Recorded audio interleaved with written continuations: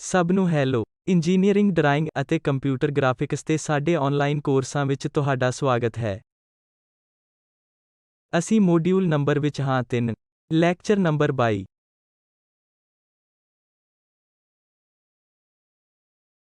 ਪਹਿਲੇ 2 ਮੋਡਿਊਲ ਵਿੱਚ ਅਸੀਂ ਇੰਟਰੋਡਕਸ਼ਨ ਇੰਜੀਨੀਅਰਿੰਗ ਡਰਾਇੰਗ ਅਤੇ ਕੋਨਿਕ ਭਾਗਾਂ ਦੇ ਬਾਰੇ ਸਿੱਖਿਆ ਹੈ।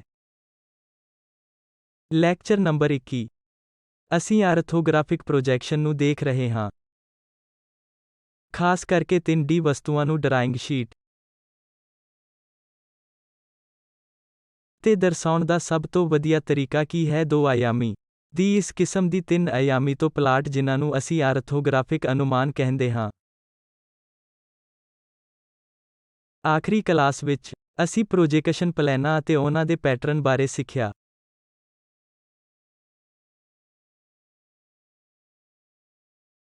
ਉਦਾਹਰਨ ਲਈ, ਅਸੀਂ ਪਰਿਭਾਸ਼ਿਤ ਕਰਦੇ ਹਾਂ, ਇੱਕ ਜਹਾਜ਼, ਹੋਰੀਜ਼ੋਂਟਲ ਪਲੇਨ ਦੇ ਤੌਰ ਤੇ, ਜੋ ਕਿ ਮੇਜ਼ ਦੇ ਸਮਾਨਾਂਤਰ ਪਿਆ ਹੈ।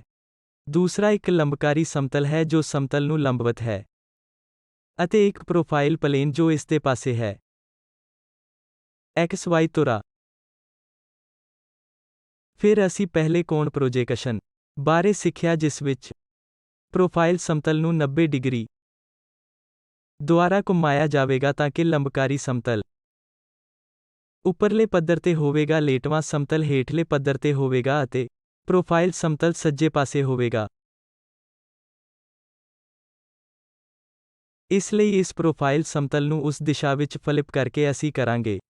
ਉਸਾਰੀ, ਇੱਕ ਲੰਬਕਾਰੀ ਸਮਤਲ, ਇੱਕ ਲੇਟਵਾਂ ਸਮਤਲ ਅਤੇ ਇੱਕ ਪ੍ਰੋਫਾਈਲ ਸਮਤਲ। ਉਸ ਵਸਤੂ ਦੇ ਆਧਾਰ ਤੇ ਜਿੱਥੇ ਅਸੀਂ ਹਾਂ, ਇਸ ਨੂੰ ਦੇਖਣ ਲਈ ਸਭ ਤੋਂ ਪਹਿਲਾਂ ਇੱਕ ਸਾਹਮਣੇ ਵਾਲਾ ਦ੍ਰਿਸ਼ ਬਣਾਉਣਾ ਪੈਂਦਾ ਹੈ। ਆਮ ਤੌਰ ਤੇ ਪਹਿਲੇ ਕੋਣ ਐਂਗਲ ਪ੍ਰੋਜੈਕਸ਼ਨ ਵਿੱਚ, ਅਸੀਂ ਇਸ ਸਾਹਮਣੇ ਦ੍ਰਿਸ਼ ਨੂੰ ਲੰਬਕਾਰੀ ਪਲੇਨ ਤੇ ਬਣਾਉਂਦੇ ਹਾਂ। ਇਸ ਤੋਂ ਬਿਲਕੁਲ ਹੇਠਾਂ, ਵਸਤੂ ਦਾ ਇੱਕ ਸਿਖਰ ਦ੍ਰਿਸ਼ ਉਦਾਹਰਨ ਲਈ ਉੱਥੇ ਹੋਵੇਗਾ, ਜੇਕਰ ਮੈਂ ਇੱਕ ਸਿਲੰਡਰ ਬਣਾਉਣਾ ਚਾਹੁੰਦਾ ਹਾਂ। ਇਹ 3 ਆਯਾਮੀ ਹੈ, ਵਸਤੂ, ਅਤੇ ਸਾਡਾ ਨਜ਼ਰੀਆ ਇਸ ਦਿਸ਼ਾ ਤੋਂ ਚੱਲਦਾ ਹੈ।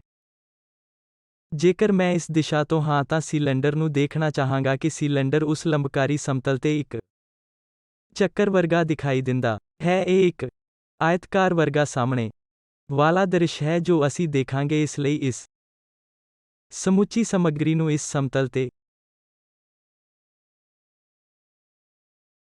ਮੈਪ ਕਰੋ ਤਾਂ ਜੋ ਅਸੀਂ ਹੇਠਾਂ ਤੋਂ ਵੀ ਇੱਕ ਪ੍ਰਾਪਤ ਕਰ ਸਕੀਏ। ਲਾਈਨ ਇਸ ਤਰੀਕੇ ਨਾਲ ਜਾਂਦੀ ਹੈ। ਇਸ ਲਈ ਇਹ ਇੱਕ ਜੋ ਵੀ ਪ੍ਰੋਜੈਕਸ਼ਨ ਇੱਕ ਹੈ, ਅਸੀਂ ਇੱਥੇ ਸਾਹਮਣੇ ਦ੍ਰਿਸ਼ ਵਜੋਂ ਕਾਲ ਕਰਦੇ ਹਾਂ। ਜੇਕਰ ਅਸੀਂ ਉਸ ਦੇ ਸਿਖਰ ਤੋਂ ਦੇਖ ਰਹੇ ਹਾਂ, ਇਹ ਸਿਲੰਡਰ ਦੁਬਾਰਾ ਇੱਕ ਹੋਰ ਆਇਤਕਾਰ ਦੀ ਪਾਲਣਾ ਕਰਦਾ ਹੈ।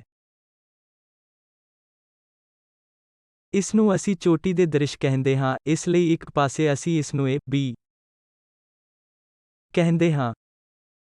ਜੇਕਰ ਅਸੀਂ ਇਸ ਦਿਸ਼ਾ ਤੋਂ ਦੇਖ ਰਹੇ ਹਾਂ ਤਾਂ ਇਹ ਇੱਕ ਆਇਤਕਾਰ ਵਰਗਾ ਲੱਗਦਾ ਹੈ।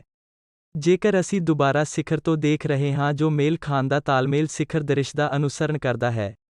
ਜੇਕਰ ਅਸੀਂ ਇਸ ਪਾਸੇ ਤੋਂ ਦੇਖ ਰਹੇ ਹਾਂ, ਅਸੀਂ ਖੱਬੇ ਦਿਸ਼ਾ ਤੋਂ ਦੇਖ ਰਹੇ ਹਾਂ, ਪੂਰੀ ਤਰ੍ਹਾਂ ਸਹੀ ਦਿਸ਼ਾ ਵੱਲ, ਫਿਰ ਇਹ ਇੱਕ ਚੱਕਰ ਵਰਗਾ ਜਾਪਦਾ ਹੈ। ਇਹ ਉਹ ਚੱਕਰ ਹੈ ਜੋ ਅਸੀਂ ਦੇਖਣ ਜਾ ਰਹੇ ਹਾਂ। ਇਸ ਲਈ ਇੱਥੇ ਅਸੀਂ ਇੱਕ ਚੱਕਰ ਇਸ ਕਿਸਮ ਦੀ ਪ੍ਰਤੀਨਿਧਤਾ ਨੂੰ ਦੇਖਾਂਗੇ ਜਿਸ ਨੂੰ ਅਸੀਂ ਫਸਟ ਐਂਗਲ ਪ੍ਰੋਜੇਕਸ਼ਨ ਸਿਸਟਮ ਕਹਿੰਦੇ ਹਾਂ, ਜਿੱਥੇ ਵਸਤੂ ਨੂੰ ਪਹਿਲੇ ਕੋਆਰਡੀਨੇਟ ਵਿੱਚ ਰੱਖਿਆ ਜਾਂਦਾ ਹੈ ਅਤੇ ਅਸੀਂ ਖੱਬੇ ਪਾਸੇ ਤੋਂ ਦੇਖ ਰਹੇ ਹਾਂ, ਸੱਜੇ ਪਾਸੇ ਵੱਲ। ਇਸ ਲਈ ਆਬਜੈਕਟ ਕਰੋ ਪ੍ਰੋਜੈਕਸ਼ਨ ਸੱਜੇ ਪਾਸੇ ਆਵੇਗਾ ਅਤੇ ਅਸੀਂ ਖੱਬੇ ਪਾਸੇ ਤੋਂ ਦੇਖ ਰਹੇ ਹਾਂ। ਇਸ ਲਈ ਇਸ ਨੂੰ ਕਿਹਾ ਜਾਂਦਾ ਹੈ ਖੱਬੇ ਪਾਸੇ ਦਾ ਦ੍ਰਿਸ਼। ਇਹ ਉਹ ਚੀਜ਼ਾਂ ਹਨ ਜੋ ਅਸੀਂ ਪਿਛਲੀ ਕਲਾਸ ਵਿੱਚ ਸਿੱਖੀਆਂ ਹਨ। ਇਸ ਲਈ ਅੱਜ ਦੀ ਕਲਾਸ ਵਿੱਚ, ਅਸੀਂ ਇਸ ਪਹਿਲੇ ਕੁਆਡਰੈਂਟ ਪ੍ਰੋਜੇਕਸ਼ਨ ਥਰਡ ਐਂਗਲ ਪ੍ਰੋਜੈਕਸ਼ਨ ਬਾਰੇ ਹੋਰ ਜਾਣਾਂਗੇ।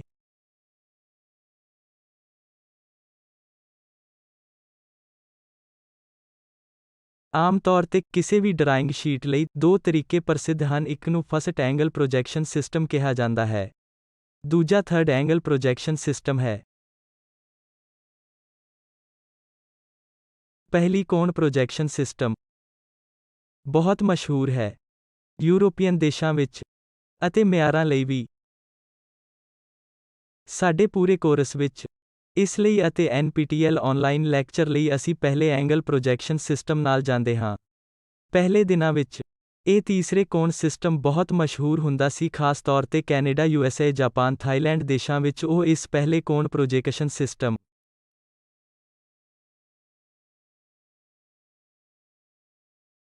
ਜਾਂ ਤੀਸਰੇ ਕੋਣ ਪ੍ਰੋਜੈਕਸ਼ਨ ਸਿਸਟਮ ਬਾਰੇ ਹੋਰ ਜਾਣਨ ਲਈ ਇਸ ਤੀਜੇ ਕੋਣ ਸਿਸਟਮ ਨਾਲ ਜਾਂਦੇ ਹਨ। ਸਭ ਤੋਂ ਪਹਿਲਾਂ ਇੱਕ 3 ਆਯਾਮ ਕੁਆਡਰੈਂਟ ਸਿਸਟਮ ਖਿੱਚਦੇ ਹਨ। ਆਓ ਆਪਾਂ ਵਿਚਾਰ ਕਰੀਏ ਕਿ ਇਹ ਉਹ ਧੁਰੀ ਹਨ ਜੋ ਇਹ ਪਰਿਭਾਸ਼ਿਤ ਕਰਨ ਜਾ ਰਹੇ ਹਨ ਕਿ ਕੀ ਕੋਈ ਚੀਜ਼ ਪਹਿਲੇ ਚਤੁਰਭੁਜ ਵਿੱਚ ਹੈ ਜਾਂ ਦੂਜੇ ਚਤੁਰਭੁਜ ਜਾਂ ਤੀਜੇ ਚਤੁਰਭੁਜ ਵਿੱਚ।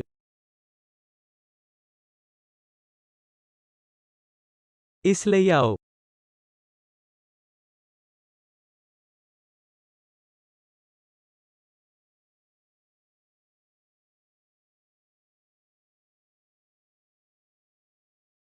ਇੱਕ ਬਾਕਸ ਬਣਾਈਏ ਜੋ ਇਸ ਤਰੀਕੇ ਨਾਲ ਜਾਂਦਾ ਹੈ ਤਾਂ ਕਿ ਪਹਿਲੇ ਚਤੁਰਭੁਜ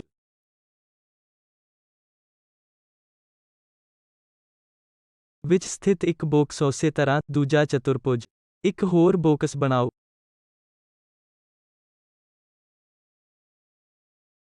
ਅਤੇ ਇਸੇ ਤਰ੍ਹਾਂ ਤੀਜਾ ਬਾਕਸ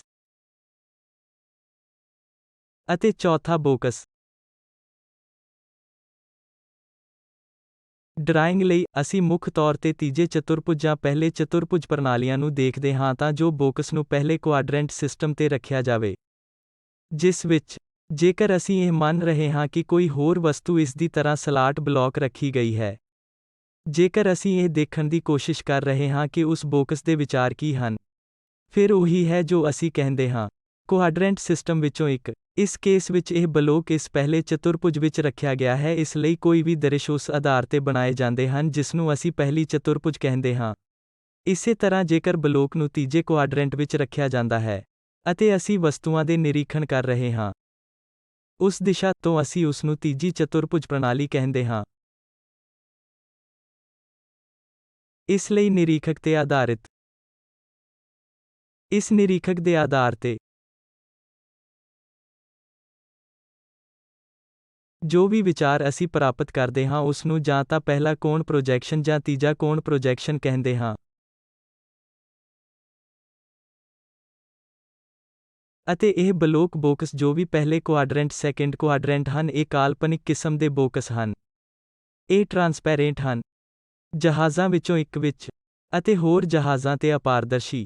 ਉਦਾਹਰਨ ਲਈ, ਜੇਕਰ ਅਸੀਂ ਪਹਿਲੇ ਚਤੁਰਭੁਜ ਪ੍ਰਣਾਲੀ ਨੂੰ ਚੁਣ ਰਹੇ ਹਾਂ ਤਾਂ ਇਸ ਵਿੱਚ ਕੁੱਲ 6 ਸਮਤਲ ਹੁੰਦੇ ਹਨ, 4 ਸਾਈਡਾਂ ਦੇ ਉੱਪਰ ਅਤੇ ਪਹਿਲੇ ਚਤੁਰਭੁਜ ਸਿਸਟਮ ਲਈ ਹੇਠਾਂ ਵਾਲੀ ਚੀਜ਼ ਹਮੇਸ਼ਾ ਧੁੰਦਲਾ ਸਮਤਲ ਹੁੰਦੀ ਹੈ।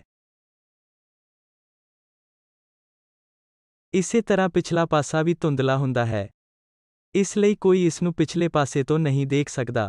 ਕੋਈ ਇਸ ਨੂੰ ਹੇਠਾਂ ਵਾਲੇ ਪਾਸੇ ਤੋਂ ਨਹੀਂ ਦੇਖ ਸਕਦਾ, ਪਰ ਕੋਈ ਵਿਅਕਤੀ ਸਾਹਮਣੇ ਵਾਲੇ ਪਾਸੇ ਤੋਂ ਵਸਤੂ ਨੂੰ ਦੇਖ ਸਕਦਾ ਹੈ ਤਾਂ ਜੋ ਕੋਈ ਵਿਅਕਤੀ ਸਥਿਤੀ ਨੂੰ ਦੇਖ ਸਕੇ, ਕਿਉਂਕਿ ਵਸਤੂ ਦੀ ਸ਼ਕਲ ਇਸ ਲਾਈਨਾਂ ਦੀ ਪਾਲਣਾ ਕਰਦੀ ਹੈ ਉਸ ਦ੍ਰਿਸ਼ ਵਿੱਚ।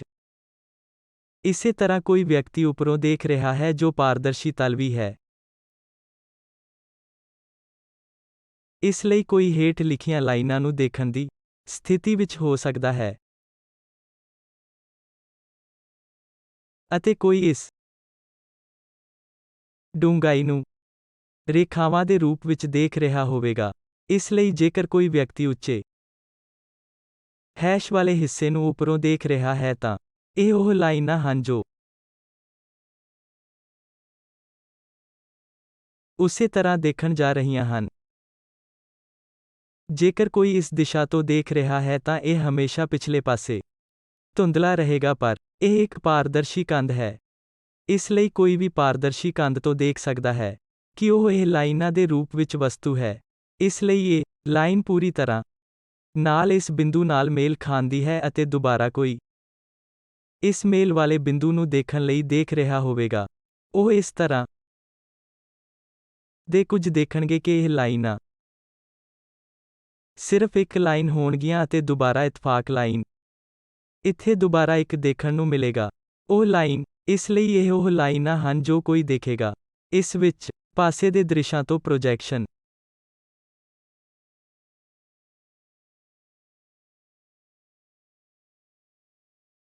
ਇਸ ਲਈ ਇੱਥੇ ਉਸ ਆਰਥੋਗ੍ਰਾਫਿਕ ਵਿਚਾਰਾਂ ਵਿੱਚ ਇਸ ਲਈ ਇਹ ਅਨੁਮਾਨ ਜੋ ਅਸੀਂ ਕਾਲ ਕਰ ਰਹੇ ਹਾਂ, ਇਹਨਾਂ ਅਪਾਰਦਰਸ਼ੀ ਜਹਾਜ਼ਾਂ ਤੇ, ਜਿਸਨੂੰ ਅਸੀਂ ਆਮ ਤੌਰ ਤੇ ਆਰਥੋਗ੍ਰਾਫਿਕ ਵਿਚਾਰ ਕਹਿੰਦੇ ਹਾਂ, ਉਸ ਵਸਤੂ ਦੀ ਲੰਬਕਾਰੀ ਦਿਸ਼ਾ ਵਿੱਚ ਅਸੀਂ ਨਿਰੀਖਕ ਨੂੰ ਦੇਖਣ ਦੀ ਕੋਸ਼ਿਸ਼ ਕਰ ਰਹੇ ਹਾਂ ਜੋ ਵੀ ਉਹ ਦੇਖਦਾ ਹੈ।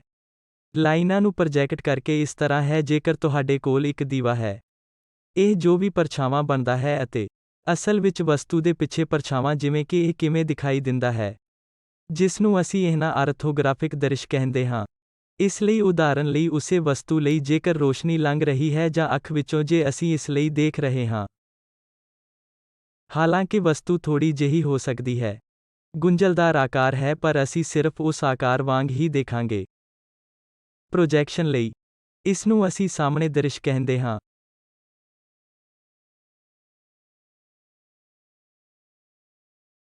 ਜੇਕਰ ਅਸੀਂ ਉੱਪਰੋਂ ਦੇਖ ਰਹੇ ਹਾਂ, ਦਰਸ਼ਕ ਇਹ ਹੈ। ਇਸ ਲਈ ਇਹ ਲਾਈਨ ਜੋ ਅਸੀਂ ਦੇਖਦੇ ਹਾਂ ਤੋਂ ਆ ਰਿਹਾ ਹੈ, ਇਹ ਲਾਈਨ ਇਸ ਤੋਂ ਆਉਂਦਾ ਹੈ, ਲਾਈਨ, ਅਤੇ ਇਹ ਇੱਕ ਉਸ ਲਾਈਨ ਤੋਂ ਆਉਂਦਾ ਹੈ। ਇਸੇ ਤਰ੍ਹਾਂ ਇਹ ਲਾਈਨ ਤੋਂ ਆਉਂਦਾ ਹੈ, ਇਹ ਲਾਈਨ, ਇਹ ਹਿੱਸਾ ਮੇਲ ਖਾਂਦਾ ਹੈ ਇਸ ਲਈ ਸਾਨੂੰ ਕੁਝ ਵੀ ਡੂੰਘਾਈ ਨਹੀਂ ਦਿਖਾਈ ਦਿੰਦਾ, ਅਤੇ ਇਹ ਉਸ ਦਾ ਅਨੁਸਰਣ ਕਰਦਾ ਹੈ। ਇਸੇ ਤਰ੍ਹਾਂ ਸਿਖਰ ਤੋਂ, ਜੇਕਰ ਅਸੀਂ ਦੇਖ ਰਹੇ ਹਾਂ ਕਿ ਟੌਪਲਾਈਨ ਮੇਲ ਖਾਂਦੀ ਹੈ, ਇੱਥੇ ਇੱਕ ਕਦਮ ਵਰਗਾ ਕੁਝ ਹੈ। ਉੱਪਰਲੇ ਪੱਧਰ ਤੋਂ ਹੇਠਾਂ ਤੱਕ ਅਸੀਂ ਦੇਖ ਰਹੇ ਹਾਂ ਕਿ ਇਹ ਲਾਈਨ ਇਸ ਲਾਈਨ ਨਾਲ ਮੇਲ ਖਾਂਦੀ ਹੈ।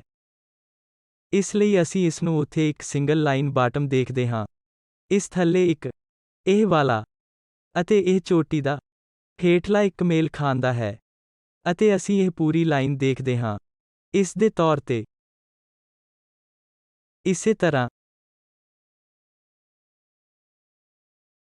ਇਸ ਲਾਈਨ ਨੂੰ ਅਸੀਂ ਇਸ ਤਰ੍ਹਾਂ ਦੇਖਾਂਗੇ। ਉਸ ਦਿਸ਼ਾ ਵਿੱਚ ਜਾ ਰਿਹਾ ਹੈ ਜੋ ਉਸ ਰਸਤੇ ਵਿੱਚ ਜਾਂਦਾ ਹੈ, ਅਤੇ ਇਹ ਉੱਥੇ ਉੱਪਰ ਜਾਂਦਾ ਹੈ ਤਾਂ ਜੋ ਇਸ ਤਰੀਕੇ ਨਾਲ ਆਉਂਦਾ ਹੈ, ਜਿਸ ਤਰ੍ਹਾਂ ਅਸੀਂ ਇਹਨਾਂ ਨਿਰੀਖਣਾਂ ਨੂੰ ਦੇਖਦੇ ਹਾਂ। ਅਨੁਮਾਨਾਂ ਆਰਥੋਗ੍ਰਾਫਿਕ ਦ੍ਰਿਸ਼ ਹਨ। ਇਸੇ ਤਰ੍ਹਾਂ, ਜੇਕਰ ਅਸੀਂ ਇਸ ਪਾਸੇ ਤੋਂ ਦੇਖ ਰਹੇ ਹਾਂ ਜਿੱਥੇ ਨਿਰੀਖਕ ਕੁਦਰਤੀ ਤੌਰ ਤੇ ਸਾਹਮਣੇ ਮੌਜੂਦ ਹੈ, ਅਸੀਂ ਇਸ ਨੂੰ ਇੱਥੇ ਵੇਖਾਂਗੇ ਕਿ ਇੱਕ ਕਦਮ ਇਸ ਤਰ੍ਹਾਂ ਜਾਂਦਾ ਹੈ, ਜਿਵੇਂ ਇੱਕ ਕਦਮ ਬਾਹਰ ਆਉਂਦਾ ਹੈ, ਤਾਂ ਜੋ ਇੱਕ ਇਸ ਤਰ੍ਹਾਂ ਬਾਹਰ ਆ ਜਾਂਦਾ ਹੈ, ਅਤੇ ਇਹ ਪੂਰੀ ਲਾਈਨ ਉਸ ਬਿੰਦੂ ਦੇ ਨਾਲ ਮੇਲ ਖਾਂਦੀ ਹੈ। ਇਹ ਸਾਰੇ ਰਸਤੇ ਉੱਪਰ ਜਾਂਦੀ ਹੈ, ਇਹ ਉੱਪਰ ਜਾਂਦੀ ਹੈ, ਅਤੇ ਇਸ ਤੋਂ ਬਾਅਦ ਜੋ ਵੀ ਅਸੀਂ ਦੇਖਦੇ ਹਾਂ ਉਹ ਮੇਲ ਖਾਂਦਾ ਹੈ ਇਹਨਾਂ ਲਾਈਨਾਂ ਨਾਲ ਅਤੇ ਇਹ ਹੇਠਾਂ ਚਲਾ ਜਾਂਦਾ ਹੈ, ਤਾਂ ਜੋ ਕੋਈ ਉਸ ਤਰੀਕੇ ਨਾਲ ਆਵੇ। ਇਹ ਉਹ ਤਰੀਕੇ ਹਨ ਜੋ ਅਸੀਂ ਪਹਿਲੇ ਕੁਆਡਰੈਂਟ ਪ੍ਰਣਾਲੀ ਵਿੱਚ ਆਰਥੋਗ੍ਰਾਫਿਕ ਦ੍ਰਿਸ਼ਾਂ ਨੂੰ ਦੇਖਦੇ ਹਾਂ ਜਿੱਥੇ ਸਾਈਡ ਪਲੇਨ ਹੁੰਦੇ ਹਨ, ਅਪਾਰਦਰਸ਼ੀ ਹਨ, ਬੋਟਮ ਸਮਤਲ ਵੀ ਓਪੇਕ ਪਲੇਨ ਹੈ। ਹਾਲਾਂਕਿ ਫਰੰਟਲ ਇਹ ਟ੍ਰਾਂਸਪੈਰੈਂਟ ਦਿਸ਼ਾ ਹੈ। ਇਹ ਵੀ ਟ੍ਰਾਂਸਪੈਰੈਂਟ ਡਾਇਰੈਕਸ਼ਨ, ਇਹ ਵੀ ਪਾਰਦਰਸ਼ੀ ਦਿਸ਼ਾ ਹੈ।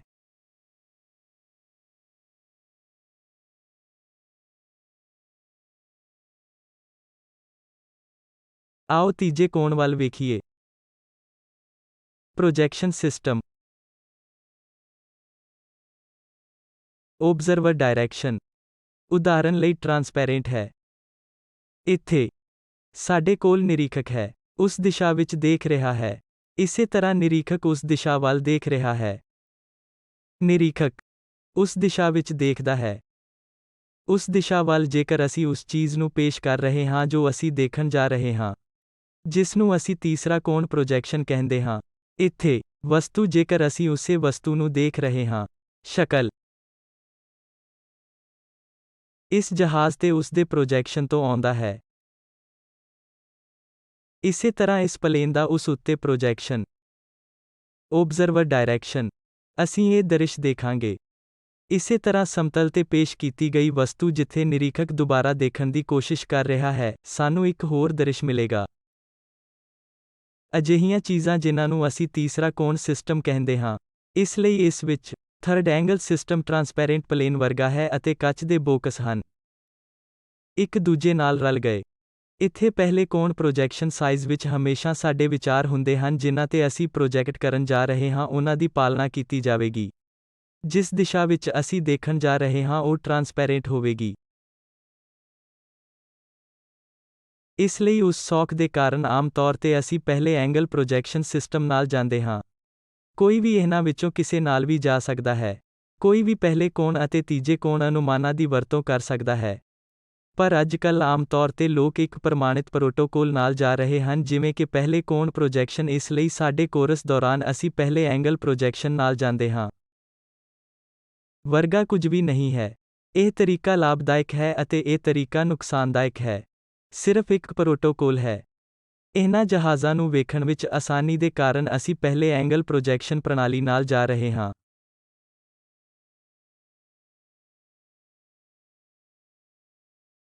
ਇੱਕ ਵਾਰ ਇਹ ਨਿਰੀਖਣ ਕੀਤੇ ਜਾਣ ਤੋਂ ਬਾਅਦ ਸਾਨੂੰ ਇਸ ਨੂੰ ਦਰਸਾਉਣਾ ਹੋਵੇਗਾ 2D ਸ਼ੀਟ। ਨਿਰਮਾਣ 3 ਡਰਾਇੰਗ ਸ਼ੀਟਾਂ ਤੇ D ਵਸਤੂਆਂ ਦਾ ਮਤਲਬ ਹੈ ਕਿ ਅਸੀਂ ਵਿਗਾੜਾਂ ਨੂੰ ਪ੍ਰੇਰਿਤ ਕਰਨ ਜਾ ਰਹੇ ਹਾਂ ਜਿਵੇਂ ਕਿ ਵੱਖੋ ਵੱਖਰੀਆਂ ਕਿਸਮਾਂ ਦੀਆਂ ਚੀਜ਼ਾਂ ਨੂੰ ਬਦਲਣਾ। ਇਸ ਤੋਂ ਬਚਣ ਲਈ, ਇਹ ਦ੍ਰਿਸ਼ ਆਬਜੈਕਟ ਬਾਰੇ ਪੂਰੀ ਜਾਣਕਾਰੀ ਦਿੰਦਾ ਹੈ ਇਸ ਲਈ ਅਸੀਂ ਇਹਨਾਂ ਵਸਤੂਆਂ ਨੂੰ ਉਹਨਾਂ ਖਾਸ ਧੁੰਦਲੇ ਪਲੇਨ ਤੇ ਪੇਸ਼ ਕਰਦੇ ਹਾਂ। ਫਿਰ ਉਸ ਤੇ ਬਣਾਉਣ ਲਈ ਸ਼ੀਟਾਂ ਨੂੰ ਫਲਿਪ ਕਰੋ 2D ਸ਼ੀਟ। ਆਓ ਅਸੀਂ ਉਹਨਾਂ ਆਰਥੋਗ੍ਰਾਫਿਕਸ ਨੂੰ ਵਿਸਥਾਰ ਵਿੱਚ ਵੇਖੀਏ। ਇਸ ਲਈ ਇੱਥੇ ਪਹਿਲੇ ਕੋਣ ਪ੍ਰੋਜੇਕਸ਼ਨ ਸਿਸਟਮ ਦੀ ਵਰਤੋਂ ਕਰਦੇ ਹੋਏ ਡਰਾਇੰਗ ਸ਼ੀਟ ਤੇ ਅਸੀਂ ਇਸ ਦ੍ਰਿਸ਼ਟੀਕੋਣ ਨੂੰ ਬਣਾਉਣ ਜਾ ਰਹੇ ਹਾਂ ਕਿ ਕਿਤੇ ਮੱਧ ਤੇ ਰੱਖੀ ਹੋਈ ਵਸਤੂ ਅਤੇ ਅਨੁਮਾਨਾਂ ਤੋਂ ਬਾਅਦ ਸਾਨੂੰ ਇਸ ਲਈ ਆਰਥੋਗ੍ਰਾਫਿਕ ਦ੍ਰਿਸ਼ਾਂ ਵਰਗਾ ਕੁਝ ਮਿਲਿਆ ਹੈ। ਇਸੇ ਤਰ੍ਹਾਂ ਸਾਈਡ ਦ੍ਰਿਸ਼ ਜੋ ਸਾਨੂੰ ਮਿਲਿਆ ਹੈ ਉਹ ਹੈ ਇਹ ਵਾਲਾ। ਚੋਟੀ ਦੇ ਦ੍ਰਿਸ਼ ਤੇ ਸਾਨੂੰ ਕੀ ਮਿਲਿਆ ਹੈ? ਉਸ ਤਰੀਕੇ ਨਾਲ ਸਟੈਂਡਰਡ ਹੈ। ਪਹਿਲਾਂ ਲੰਬਕਾਰੀ ਸਮਤਲ ਸਾਹਮਣੇ ਦਾ ਦ੍ਰਿਸ਼ ਦਾ ਫੈਸਲਾ ਕਰੋ। ਉਸ ਤੋਂ ਬਾਅਦ ਉਸ ਲੇਟਵਾਂ ਸਮਤਲ ਤੇ ਚੋਟੀ ਦੇ ਦ੍ਰਿਸ਼ ਨਾਲ ਜਾਓ। ਉਸ ਤੋਂ ਬਾਅਦ ਰਚਨਾਤਮਕ ਦ੍ਰਿਸ਼ ਸਾਈਡ ਵਿਊ ਪ੍ਰੋਫਾਈਲ ਸਮਤਲ ਦ੍ਰਿਸ਼। ਇਸ ਲਈ ਇੱਥੇ ਖੱਬੇ ਪਾਸੇ ਦਾ ਦ੍ਰਿਸ਼ ਅਸੀਂ ਅੱਗੇ ਵਧਾਂਗੇ। ਉਸ ਦਾ ਨਿਰਮਾਣ ਕਰੋ ਅਤੇ ਇਸ ਨੂੰ ਦਰਸਾਉਂਦੇ ਹਾਂ। ਇਸ ਤਰੀਕੇ ਨਾਲ ਅਸੀਂ ਅੱਗੇ ਵਧਦੇ ਹਾਂ। ਇਸ ਲਈ ਇੱਕ ਵਾਰ ਜਦੋਂ ਇਹ ਵਿਚਾਰ ਇਹਨਾਂ ਔਰਥੋਗੋਨਲ ਸਮਤਲ ਤੇ ਪ੍ਰਾਪਤ ਕੀਤੇ ਜਾਂਦੇ ਹਨ, ਜੋ ਅਸੀਂ ਕਰਦੇ ਹਾਂ ਉਹ ਹੈ ਅਸੀਂ ਨੁਮਾਇੰਦਗੀ ਕਰਦੇ ਹਾਂ ਇਹ ਵਾਲਾ ਜਹਾਜ਼, ਲਾਲ ਜਹਾਜ਼। ਆਓ ਵਿਚਾਰ ਕਰੀਏ।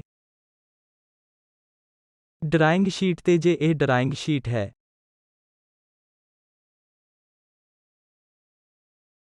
ਅਸੀਂ ਸਭ ਤੋਂ ਪਹਿਲਾਂ ਇਹ ਦਿਖਾਉਂਦੇ ਹਾਂ ਵਸਤੂ ਤੇ ਲੰਬਕਾਰੀ ਪਲੇਨ ਤੇ ਅਤੇ ਇਹ ਹੈ ਸਾਹਮਣੇ ਦਾ ਦ੍ਰਿਸ਼ ਕਿਉਂਕਿ ਪਹਿਲਾ ਜੋ ਅਸੀਂ ਦੇਖ ਰਹੇ ਹਾਂ ਉਹ ਇਸ ਦਿਸ਼ਾ ਵਿੱਚ ਹੈ। ਨਿਰੀਖਕ ਦੀ ਸਾਹਮਣੇ ਦੀ ਦਿਸ਼ਾ ਜੋ ਵੀ ਮੌਜੂਦ ਹੈ ਇਸ ਨੂੰ ਅਸੀਂ ਸਾਹਮਣੇ ਦ੍ਰਿਸ਼ ਕਹਿੰਦੇ ਹਾਂ। ਫਿਰ ਇੱਕ ਕੱਟ ਲਵੋ। ਇਹ ਹੈ ਕਿ ਇਹ ਕਾਲਪਨਿਕ ਕਿਸਮ ਦੇ ਕੱਟ ਹਨ ਤਾਂ ਜੋ ਮੈਂ ਇਸ ਪੰਨੇ ਨੂੰ ਹੇਠਾਂ ਵੱਲ ਨੂੰ ਪੂਰੀ ਤਰ੍ਹਾਂ ਫਲਿਪ ਕਰ ਸਕਾਂ। ਇਸ ਲਈ ਜੋ ਦ੍ਰਿਸ਼ ਅਸੀਂ ਪ੍ਰਾਪਤ ਕਰ ਰਹੇ ਹਾਂ ਉਹ ਚੋਟੀ ਦਾ ਦ੍ਰਿਸ਼ ਹੈ ਅਤੇ ਜੋ ਅਸੀਂ ਬਣਾਉਣ ਦੀ ਕੋਸ਼ਿਸ਼ ਕਰ ਰਹੇ ਹਾਂ ਉਹ ਹੈ ਇੱਥੇ ਇੱਕ ਕੈਚੀ ਕਿਸਮ ਦੀ ਚੀਜ਼ ਬਣਾਓ ਅਤੇ ਇਸ ਨੂੰ 90 ਡਿਗਰੀ ਹੇਠਾਂ ਦੀ ਦਿਸ਼ਾ ਵਿੱਚ ਫਲਿਪ ਕਰੋ ਤਾਂ ਜੋ ਅਸੀਂ ਬਣਾਉਣ ਜਾ ਰਹੇ ਹਾਂ ਹੈ ਜੋ ਕਿ ਦੇ ਤੌਰ ਤੇ ਫਲਿਪ ਸਮਤਲ ਪੀਲਾ ਸਰੋਂ ਦਾ ਰੰਗ ਹੈ। ਇਸ ਦਿਸ਼ਾ ਵਿੱਚ ਕੈਚੀ ਬਣਾਉਣ ਦੇ ਬਾਅਦ ਫਲਿਪ ਕਰੋ। ਉਸ ਦਿਸ਼ਾ ਵਿੱਚ ਕੈਂਚੀ ਬਣਾਉਣਾ। ਇਸ ਨੂੰ 90 ਡਿਗਰੀ ਵਿੱਚ ਫੋਲਡ ਕਰੋ। ਅਸੀਂ ਕੀ ਵੇਖਾਂਗੇ? ਲਾਲ ਵਰਗਾ ਕੋਈ ਚੀਜ਼। ਜੇਕਰ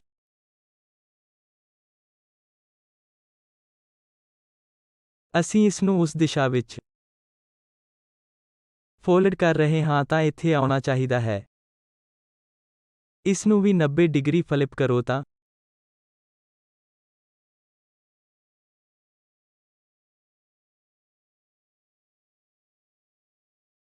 ਕਿ ਇਹ ਸਾਹਮਣੇ ਵਾਲਾ ਸਮਤਲ ਫੋਲਦਾ ਹੋਇਆ ਇੱਥੇ ਆਵੇਗਾ। ਇਹ ਸਾਹਮਣੇ ਵਾਲਾ ਦ੍ਰਿਸ਼ ਹੈ। ਇਹ ਸਭ ਤੋਂ ਉੱਪਰ ਦਾ ਦ੍ਰਿਸ਼ ਹੈ ਜੋ ਅਸੀਂ ਦੇਖਾਂਗੇ ਅਤੇ ਬਾਕੀ ਜੋ ਕਿ ਇਸ ਨੂੰ ਹੈ। ਇਸ ਲਈ ਇਹ ਉਹ ਤਰੀਕਾ ਹੈ ਜਿਸ ਤਰ੍ਹਾਂ ਅਸੀਂ ਵਸਤੂ ਦੇ ਵਿਚਾਰ ਪੈਦਾ ਕਰਦੇ ਹਾਂ।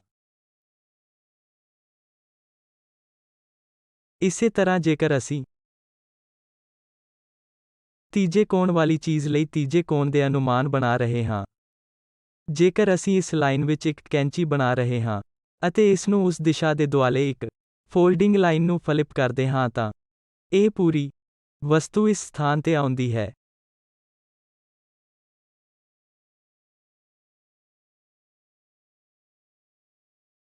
ਇਸੇ ਤਰ੍ਹਾਂ ਇਹ ਸਾਰਾ ਪ੍ਰੋਜੈਕਸ਼ਨ, ਕਿਉਂਕਿ ਅਸੀਂ ਇੱਥੇ ਕੈਂਚੀ ਮਾਰੀ ਹੈ, ਮੈਂ ਇਸ ਨੂੰ ਦਿਸ਼ਾ ਦੇ ਮੋਡ ਵਿੱਚ ਫਲਿਪ ਕਰ ਸਕਦਾ ਹਾਂ ਤਾਂ ਜੇਕਰ ਮੈਂ ਉਸ ਫੋਲਡ ਨੂੰ 90 ਡਿਗਰੀ ਤੱਕ ਬਣਾ ਰਿਹਾ ਹਾਂ। ਇਸ ਲਾਈਨ ਦੇ ਦੁਆਲੇ ਫਿਰ ਇਹ ਪ੍ਰੋਜੈਕਸ਼ਨ ਇਸ ਪੱਧਰ ਤੇ ਆਉਂਦਾ ਹੈ। ਇਸ ਲਈ ਆਓ ਅਸੀਂ ਡਰੋ ਵਿਚਾਰ ਦ੍ਰਿਸ਼ਾਂ ਵਿੱਚੋਂ ਇੱਕ ਇਹ ਦੂਸਰਾ ਦ੍ਰਿਸ਼ ਇਹ ਬਾਕੀ ਹੈ ਜੋ ਸਥਿਰ ਹੈ ਕਿਉਂਕਿ ਅਸੀਂ ਦਿਸ਼ਾ ਵਿੱਚ ਦੇਖ ਰਹੇ ਹਾਂ। ਇਸ ਲਈ ਸਾਹਮਣੇ ਵਾਲਾ ਦ੍ਰਿਸ਼ ਇਸ ਪੱਧਰ ਤੇ ਆਉਂਦਾ ਹੈ। ਇਸ ਲਈ ਅਸੀਂ ਤੀਜੇ ਕੋਣ ਪ੍ਰੋਜੈਕਸ਼ਨ ਵਿੱਚ ਵੇਖਾਂਗੇ ਕਿ ਹੁਣ ਇਸ ਪੱਧਰ ਤੇ ਰੱਖਿਆ ਗਿਆ ਉੱਪਰਲਾ ਦ੍ਰਿਸ਼ ਇਸ ਪੱਧਰ ਤੇ ਰੱਖਿਆ ਗਿਆ ਹੈ। ਸਾਈਡ ਦਾ ਦ੍ਰਿਸ਼ ਤੇ ਜੋ ਵੀ ਅਸੀਂ ਇਸ ਨੂੰ ਫਲਿਪ ਕਰਦੇ ਹਾਂ, ਇਹ ਪਹਿਲੇ ਕੋਣ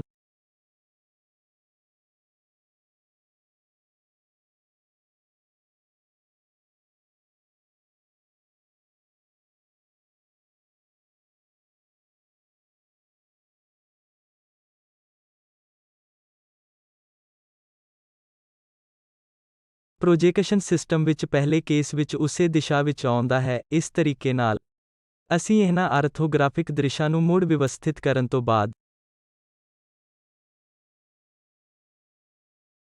ਇਹ ਅਨੁਮਾਨ ਪ੍ਰਾਪਤ ਕਰਦੇ ਹਾਂ। ਪਹਿਲੇ ਕੋਣ ਪ੍ਰੋਜੈਕਸ਼ਨ ਸਿਸਟਮ ਤੇ ਅਸੀਂ ਇਸ ਨੂੰ ਇੱਕ ਵਸਤੂ ਦੇਖਦੇ ਹਾਂ। ਜੇਕਰ ਅਸੀਂ ਇਸ ਦਿਸ਼ਾ ਵਿੱਚ ਦੇਖ ਰਹੇ ਹਾਂ, ਤਾਂ ਆਓ ਅਸੀਂ ਇਸ ਵਸਤੂ ਦੇ ਦ੍ਰਿਸ਼ਾਂ ਨੂੰ ਵੇਖੀਏ। ਉਦਾਹਰਨ ਲਈ ਨਿਰੀਖਕ ਇਸ ਸਥਾਨ ਤੇ ਹੈ, ਉਹ ਵਸਤੂ ਇਹ ਹੈ ਕਿ ਅਸੀਂ ਸਾਹਮਣੇ ਦਾ ਦ੍ਰਿਸ਼ ਦੇਖਣਾ ਚਾਹਾਂਗੇ। ਜੇਕਰ ਮੈਂ ਇਹ ਫੈਸਲਾ ਕਰਾਂ ਮੇਰਾ ਸਾਹਮਣੇ ਵਾਲਾ ਦ੍ਰਿਸ਼ ਹੋਵੇਗਾ। ਬਾਅਦ ਵਿੱਚ ਅਸੀਂ ਉਹਨਾਂ ਦੇ ਨਿਯਮਾਂ ਬਾਰੇ ਜਾਣਾਂਗੇ ਕਿ ਕਿਸ ਨੂੰ ਸਾਹਮਣੇ ਦਾ ਦ੍ਰਿਸ਼ ਦੇ ਤੌਰ ਤੇ ਚੁਣਿਆ ਜਾਣਾ ਹੈ, ਕਿਸ ਨੂੰ ਸਿਖਰ ਦਾ ਦ੍ਰਿਸ਼ ਦੇ ਤੌਰ ਤੇ ਚੁਣਿਆ ਜਾਣਾ ਹੈ ਅਤੇ ਕਿਸ ਨੂੰ ਸਾਈਡ ਦਾ ਦ੍ਰਿਸ਼ ਵਜੋਂ ਚੁਣਿਆ ਜਾਣਾ ਹੈ। ਆਮ ਤੌਰ ਤੇ ਬਹੁਤ ਸਾਰੇ ਵੇਰਵੇ ਉਪਲਬਧ ਹਨ। ਉਸ ਦਿਸ਼ਾ ਨੂੰ ਅਸੀਂ ਜ਼ਿਆਦਾਤਰ ਵਾਰ ਸਾਹਮਣੇ ਵਾਲੇ ਦ੍ਰਿਸ਼ ਵਜੋਂ ਚੁਣਾਂਗੇ। ਇਸ ਲਈ ਇੱਕ ਵਾਰ ਜਦੋਂ ਇਹ ਸਾਹਮਣੇ ਦੇ ਦ੍ਰਿਸ਼ ਦੀ ਦਿਸ਼ਾ ਆਮ ਤੌਰ ਤੇ ਡਰਾਇੰਗ ਸ਼ੀਟਾਂ ਤੇ ਤੀਰਾਂ ਦੁਆਰਾ ਦਿੱਤੀ ਜਾਂਦੀ ਹੈ। ਜੇਕਰ ਤੁਸੀਂ ਦੇਖ ਰਹੇ ਹੋ, ਤਾਂ ਇੱਕ ਤੀਰ ਹੋਵੇਗਾ ਜੋ ਆਮ ਤੌਰ ਤੇ ਇਹ ਦਰਸਾਉਂਦਾ ਹੈ ਕਿ ਸਾਹਮਣੇ ਦੇ ਦ੍ਰਿਸ਼ ਦੀ ਦਿਸ਼ਾ ਉਸ ਦਿਸ਼ਾ ਵਿੱਚ ਸ਼ੁਰੂ ਹੋਣੀ ਚਾਹੀਦੀ ਹੈ। ਇਸ ਲਈ ਇੱਥੇ ਅਸੀਂ ਇਹ ਮੰਨ ਲਈਏ ਕਿ ਸਾਹਮਣੇ ਦ੍ਰਿਸ਼ ਦੀ ਦਿਸ਼ਾ ਇਸ ਤਰੀਕੇ ਨਾਲ ਵੇਖੀ ਜਾਂਦੀ ਹੈ। ਜੇਕਰ ਇਹ ਮਾਮਲਾ ਹੈ ਤਾਂ ਅਸੀਂ ਕੀ ਦੇਖਣ ਜਾ ਰਹੇ ਹਾਂ?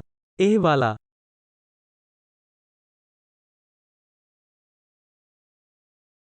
ਇਸ ਲਈ ਇਹ ਆਇਤਕਾਰ ਅਸੀਂ ਦੇਖਾਂਗੇ ਜੋ ਇੱਕ ਲਾਈਨ ਵਾਂਗ ਚੱਲਦਾ ਹੈ ਅਤੇ ਇਹ ਲਾਈਨ ਇਸ ਲਾਈਨ ਤੇ ਨਕਸ਼ੇ ਬਣਾਉਂਦੀ ਹੈ ਤਾਂ ਉੱਥੇ ਨਕਸ਼ੇ ਬਣਾਉਂਦੇ ਹਨ।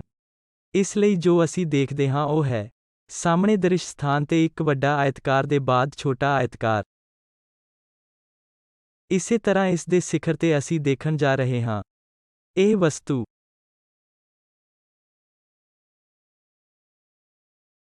ਸਾਹਮਣੇ ਦ੍ਰਿਸ਼ ਬਣਾਉਣ ਤੋਂ ਬਾਅਦ ਸਾਨੂੰ ਉੱਪਰਲੇ ਦ੍ਰਿਸ਼ ਤੋਂ ਦੇਖਣਾ ਪੈਂਦਾ ਹੈ। ਹੁਣ ਸਾਹਮਣੇ ਦੇ ਦ੍ਰਿਸ਼ ਲਈ ਦਿਸ਼ਾ ਇਹ ਦਿਸ਼ਾ ਹੈ, ਇਸ ਦਿਸ਼ਾ ਲਈ ਆਮ ਹੈ। ਜੇ ਅਸੀਂ ਇਸ ਨੂੰ ਦੇਖ ਰਹੇ ਹਾਂ ਜੋ ਅਸੀਂ ਦੇਖਣ ਜਾ ਰਹੇ ਹਾਂ ਇਹ ਹਿੱਸਾ ਹੈ ਅਤੇ ਇਹ ਹਿੱਸਾ, ਇਸ ਲਈ ਇਹ ਇੱਕ ਇਸ ਨਾਲ ਮੇਲ ਖਾਂਦਾ ਹੈ, ਇਹ ਉਸ ਨਾਲ ਮੇਲ ਖਾਂਦਾ ਹੈ ਤਾਂ ਜੋ ਅਸੀਂ ਦੇਖਣ ਜਾ ਰਹੇ ਹਾਂ ਇਹ ਇੱਕ।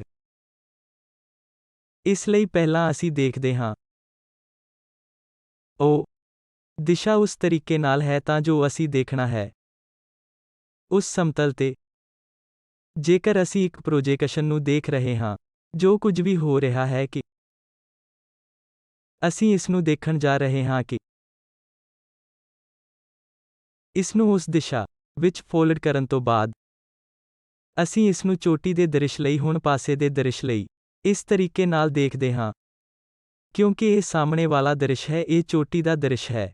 ਕੋਈ ਪਿੱਛੇ ਤੋਂ ਵੀ ਦੇਖ ਸਕਦਾ ਹੈ ਪਰ ਪਹਿਲੀ ਚਤੁਰਭੁਜ ਪ੍ਰਣਾਲੀ ਵਿੱਚ 2 ਜੋ ਕਿ ਪਾਰਦਰਸ਼ੀ ਸਮਤਲ 3 ਉੱਤੇ ਇੱਕ ਧੁੰਦਲਾ ਸਮਤਲ ਹੈ, 4 ਇਸ ਦਿਸ਼ਾ ਵਿੱਚ ਹੈ, 5 ਇਸ ਲਈ ਜੇਕਰ ਅਸੀਂ ਦੇਖ ਰਹੇ ਹਾਂ 6 ਕਿ ਇਸ ਸਮੁੱਚੀ ਵਸਤੂ ਦੇ ਨਕਸ਼ੇ ਦਾ 7 ਪਾਸੇ ਦਾ ਦ੍ਰਿਸ਼ ਇੱਥੇ ਹੈ, ਕਿਉਂਕਿ ਹੁਣ ਇਹ ਸਾਹਮਣੇ ਦਾ ਦ੍ਰਿਸ਼ ਦੀ ਦਿਸ਼ਾ ਲਈ ਦਿਸ਼ਾ ਹੈ।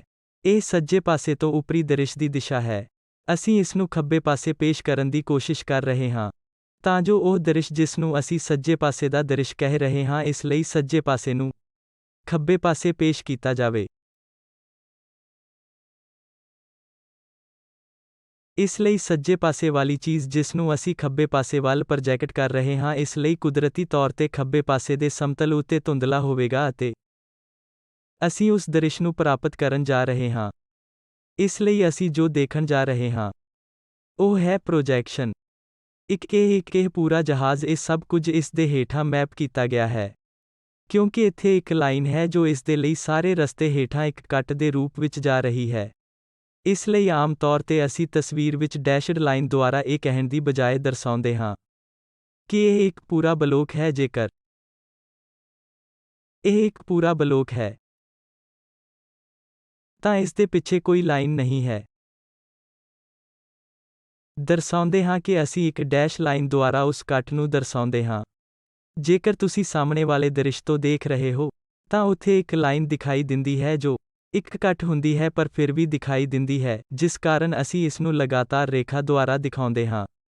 ਹਾਲਾਂਕਿ ਸਾਈਡ ਦਾ ਦ੍ਰਿਸ਼ ਵਿੱਚ ਜੋ ਅਸੀਂ ਕਹਿ ਰਹੇ ਹਾਂ ਕਿ ਇੱਕ ਕੱਟ ਹੈ, ਪਰ ਅਸੀਂ ਇਸ ਨੂੰ ਨਹੀਂ ਦੇਖ ਸਕਦੇ। ਜੇਕਰ ਅਸੀਂ ਇਸ ਨੂੰ ਪੇਸ਼ ਕਰ ਰਹੇ ਹਾਂ ਤਾਂ ਅਸੀਂ ਸਿਰਫ ਉਸ ਗੁੰਝਲਦਾਰ ਮਾਪ ਜਾਂ ਦਿਸ਼ਾਵਾਂ ਨੂੰ ਦਰਸਾਉਣ ਲਈ ਵੀ ਅਸੀਂ ਇਸ ਨੂੰ ਤੀਜੇ ਕੋਣ ਪ੍ਰਣਾਲੀ ਵਿੱਚ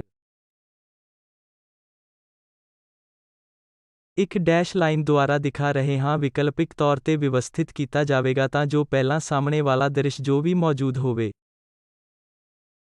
ਜੋ ਕਿ ਪਹਿਲੇ ਕੋਣ ਪ੍ਰੋਜੇਕਸ਼ਨ ਸਿਸਟਮ ਵਿੱਚ ਹੇਠਲੇ ਪੱਧਰ ਤੇ ਆਉਂਦਾ ਹੈ।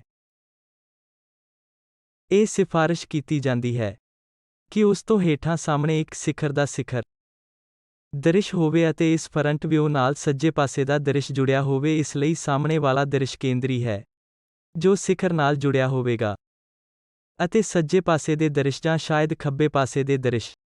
ਜਦਕਿ ਤੀਜੇ ਕੋਣ ਸਿਸਟਮ ਵਿੱਚ ਥਰਡ ਐਂਗਲ ਪ੍ਰੋਜੈਕਸ਼ਨ ਸਿਸਟਮ ਜੋ ਅਸੀਂ ਦੇਖਦੇ ਹਾਂ ਉਹ ਹੈ ਉਸੇ ਵਸਤੂ ਲਈ ਸਾਹਮਣੇ ਦਾ ਦ੍ਰਿਸ਼ ਬੋਟਮ ਪੱਧਰ ਤੇ ਆਉਂਦਾ ਹੈ। ਸਿਖਰ ਦ੍ਰਿਸ਼ ਸਿਖਰਲੇ ਪੱਧਰ ਤੇ ਜਾਂਦਾ ਹੈ ਅਤੇ ਸੱਜੇ ਪਾਸੇ ਦਾ ਦ੍ਰਿਸ਼ ਸੱਜੇ ਪਾਸੇ ਆਉਂਦਾ ਹੈ। ਅਗਲੀ ਕਲਾਸ ਵਿੱਚ ਅਸੀਂ ਸਿਸਟਮ ਦੇ ਪ੍ਰੋਜੈਕਸ਼ਨ ਬਾਰੇ ਹੋਰ ਜਾਣਾਂਗੇ।